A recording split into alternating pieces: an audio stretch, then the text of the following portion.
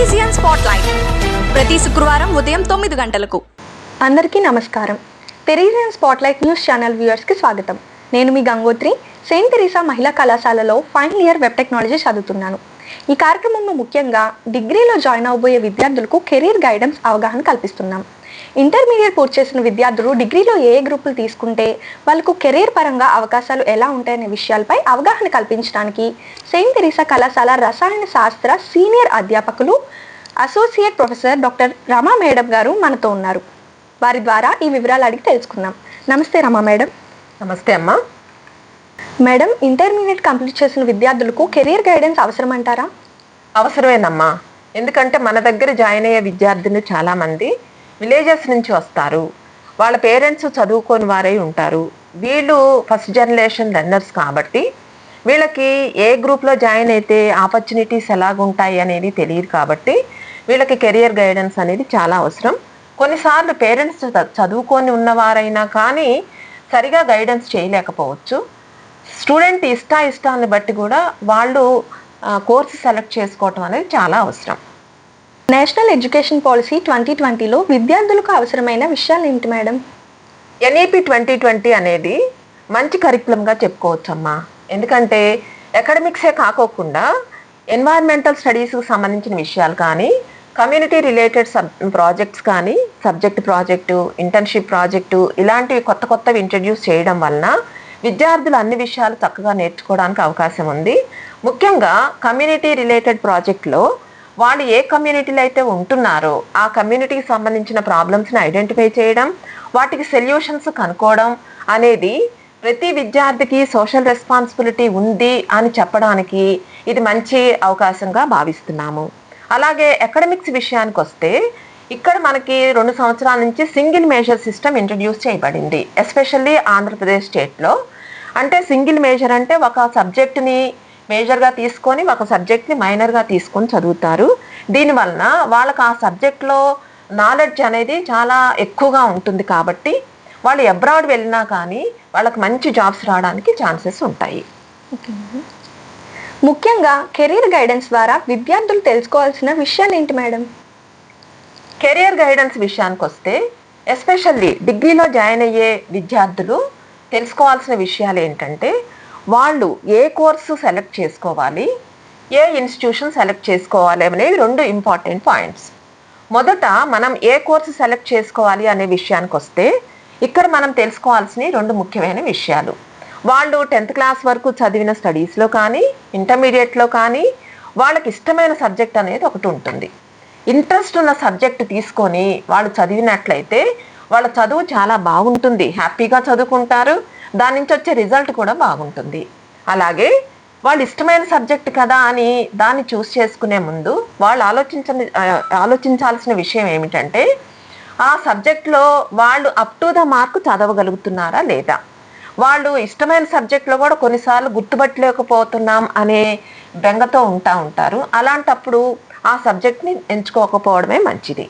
కాబట్టి ఇంట్రెస్ట్ ఉన్న సబ్జెక్టుతో పాటు దాని పట్ల వీళ్ళకి ఎంతవరకు అవగాహన ఉంది అనేది కూడా వాళ్ళు ఎస్టిమేట్ చేసుకోవాల్సిన అవసరం ఉంది. ఫర్ ఎగ్జాంపుల్, ఇప్పుడు మనం తీసుకున్న సింగిల్ మేజర్ సిస్టంలో డిఫరెంట్ సబ్జెక్ట్స్ ఉన్నాయి. దీనికి ఆపర్చునిటీస్ ఏముంటాయి తర్వాత డిగ్రీ తర్వాత కానీ, పీజీ తర్వాత కానీ అంటే మ్యాథమెటిక్స్ విషయానికి వస్తే టీచింగ్ అనేది చాలా మంచి ప్రొఫెషన్. అలాగే bank POs, group 1, group 2, data analyst, data scientist ఇలాంటివి ఎన్నో మ్యాథమెటిక్స్ చేసిన విద్యార్థులకు అవకాశాలు ఉన్నాయి. తర్వాత స్టాటిస్టిక్స్ అనే దానికి వస్తే స్టాటిస్టిక్స్లో కూడా మంచి అవకాశాలు ఉన్నాయి. Computing and IT, statistician, lecturer, space scientist, environmental analyst ఇలాంటి ఎన్నో మంచి అవకాశాలు ఉన్నాయి. ఇంకా ఫిజిక్స్కి వస్తే ఫిజిక్స్లో టీచింగ్ అన్నది నార్మల్గా అన్ని సబ్జెక్ట్స్లో ఉంటుంది. ఫిజిక్స్లో టీచింగ్ ఉంటుంది, technical assistant, research assistant, forensic scientist, data scientist, system analyst ఇలాంటి ఎన్నో అవకాశాలు ఉండడం జరుగుతుంది. కెమిస్ట్రీ విషయానికి వస్తే టీచింగ్ ఉంటుంది, దీంతోపాటు రీసెర్చ్ కెమిస్ట్గా ఉండొచ్చు, ఫార్మసిస్ట్గా ఉండొచ్చు, అనలిస్ట్గా ఉండొచ్చు, ఎన్విరాన్మెంటల్ సైంటిస్ట్గా ఉండొచ్చు, ఫోరెన్సిక్ కెమిస్ట్గా ఉండొచ్చు, గ్రూప్ 1, గ్రూప్ 2 సివిల్స్ రాసుకోవచ్చు. ఇంకా చాలా అవకాశాలు ఉన్నాయి. అదే మనం ఎలక్ట్రానిక్స్కి వస్తే ఎలక్ట్రానిక్స్లో కూడా టీచింగ్ ఉంటుంది. దీంతోపాటు ఎలక్ట్రానిక్స్ డిజైన్లో కానీ, electronics and communication, system analyst, civils కానీ, గ్రూప్ 1 కానీ, గ్రూప్ 2 కానీ అటెండ్ అవ్వచ్చు. చివరిగా కంప్యూటర్స్ విషయానికి వస్తే, కంప్యూటర్స్ అన్నది అందరికి తెలిసిన విషయమే.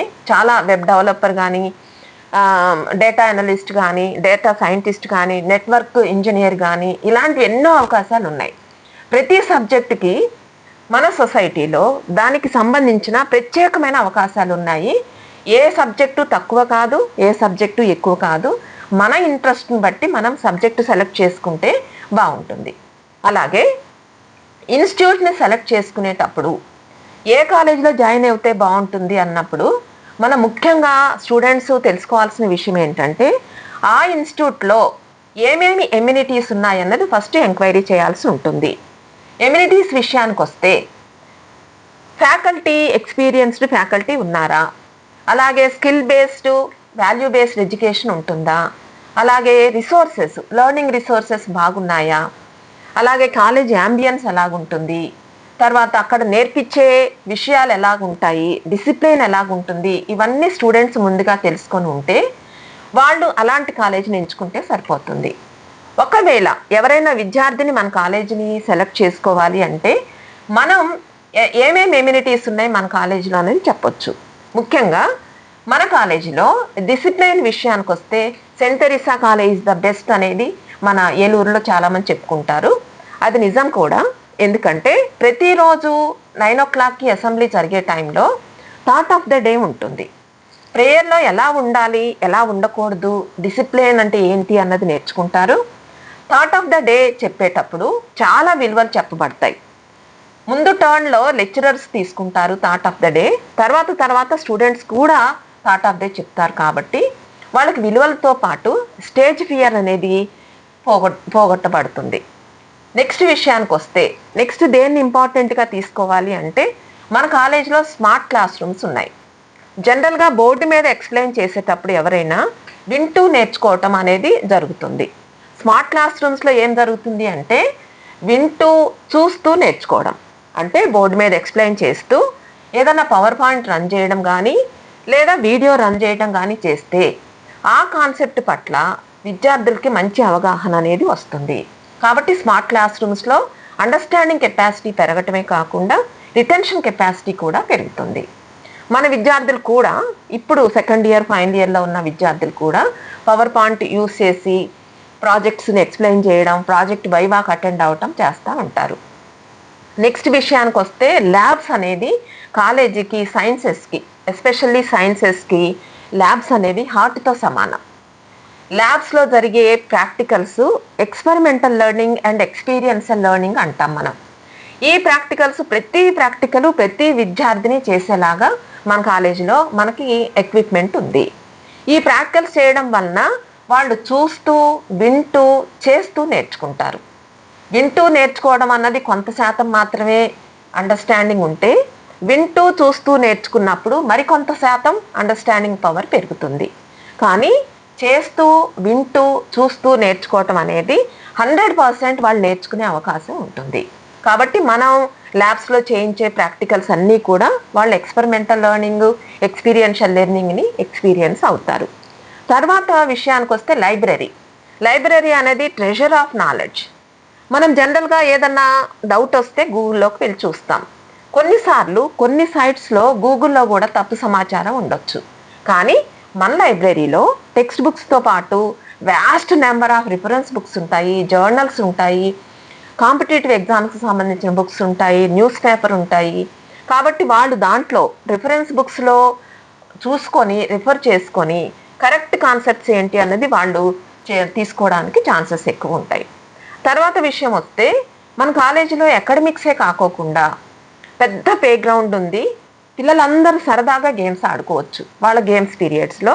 సో దీనివల్ల ఏంటంటే ఫిజికల్ ఎక్సర్సైజ్ అనేది చాలా అవసరం అనేది డాక్టర్స్ అందరు చెప్తున్నారు. కాబట్టి ఎవరైనా ఇంట్రెస్ట్ ఉన్న స్టూడెంట్స్ గేమ్స్ అండ్ స్పోర్ట్స్లో పార్టిసిపేట్ చేయొచ్చు, లేదా సరదాగా గేమ్స్ ఆడుకోవటం వల్ల వాళ్ళకి మంచి ఫిజికల్ ఎక్సర్సైజ్ అనేది ఉంటుంది.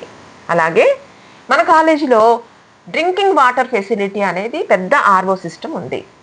చాలా కాలేజెస్లో డ్రింకింగ్ వాటర్ సిస్టమ్ అనేది పెద్ద ప్రాబ్లం. అలాగే వాష్రూమ్స్ అనేవి కూడా పెద్ద ప్రాబ్లం. కానీ మన కాలేజీలో ఆర్ఓ సిస్టమ్ ఎంతమంది స్టూడెంట్స్కి అయినా సరే వాటర్ సప్లై చేయగలుగుతుంది. అలాగే అవుట్ స్టేషన్ నుంచి వచ్చే స్టూడెంట్స్కి మంచి హాస్టల్ రూమ్స్ ఉన్నాయి, హాస్టల్ ఫెసిలిటీ ఉంది, యాంబియన్స్ బాగుంటుంది, పెద్ద పెద్ద రూమ్స్ హాస్టల్ రూమ్స్ ఉన్నాయి, ఫుడ్ బాగుంటుంది. వాళ్ళు హ్యాపీగా హాస్టల్లో ఉండి వాళ్ళ డిగ్రీ కోర్సెస్ని కంప్లీట్ చేయవచ్చు. అలాగే డే స్కాలర్స్ ఎవరైనా లంచ్ తీసుకొని రాలేకపోయినా మర్చిపోయినా కానీ మన కాలేజీలో క్యాంటీన్ ఫెసిలిటీస్ ఉన్నాయి. వాళ్ళు ఇక్కడ లంచ్ తీసుకోవచ్చు, స్నాక్స్ తీసుకోవచ్చు. అలాగే హ్యాపీగా వాళ్ళ కెరియర్ని కంప్లీట్గా ఇక్కడ ఎంజాయ్ చేయొచ్చు. వాళ్ళు ఈ ప్రోగ్రామ్స్ అన్నిట్లో పార్టిసిపేట్ చేయడం వలన ఫైనల్ ఇయర్కి వచ్చే టైం కల్లా స్టూడెంట్సే డిఫరెంట్ ప్రోగ్రామ్స్ వాళ్ళ ఓన్గా కండక్ట్ చేసే కెపాసిటీ వస్తుంది. చాలా వరకు ఉమెన్స్ డే ప్రోగ్రామ్ కానీ, టీచర్స్ డే ప్రోగ్రామ్ కానీ, కాలేజ్ డే ప్రోగ్రామ్స్ కూడా స్టూడెంట్సే కండక్ట్ చేస్తారు. అంటే వాళ్ళంతటి వాళ్ళు ఇండిపెండెంట్గా కండక్ట్ చేసే కెపాసిటీ ఈ కాలేజీలో ఉన్న అన్ని ప్రోగ్రామ్స్ నుంచి వాళ్ళు నేర్చుకుంటారు. ఇది చాలా గొప్ప విషయం అని చెప్పాలి. మనకి చాలా కాలేజెస్లో ఇలాంటి ఛాన్సెస్ ఉండవు. మన కాలేజీలో ఇలాంటి ఛాన్సెస్ మన కాలేజ్ మేనేజ్మెంట్ ప్రొవైడ్ చేయటం వలన ఈ కాలేజీలో చదివే విద్యార్థులకి మంచి అవకాశం అని చెప్పొచ్చు. విద్యార్థులకు కెరీర్ గైడెన్స్ పై ఇంత చక్కని అవగాహన కల్పించి వివరాలు తెలియజేసినందుకు మీకు మా కృతజ్ఞతలు మేడం. టెరిజియన్ స్పాట్లైట్ వారు ఈ అవకాశాన్ని నాకు ఇచ్చినందుకు టెరిజియన్ స్పాట్లైట్ న్యూస్ ఛానల్ వారికి నా కృతజ్ఞతలు.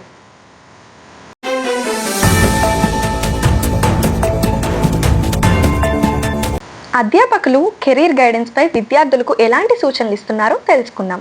అదేవిధంగా విద్యార్థులు డిగ్రీలో జాయిన్ అయ్యేటప్పుడు వారికి ఎవరైనా అవగాహన కల్పించారా లేదా వారే స్వయంగా తమకు నచ్చిన కోర్సును ఎంపిక చేసుకున్నారా అనే విషయాలు వివరించడానికి final year G Vidyashree 3rd BSc MPC విద్యార్థిని మనతో ఉంది.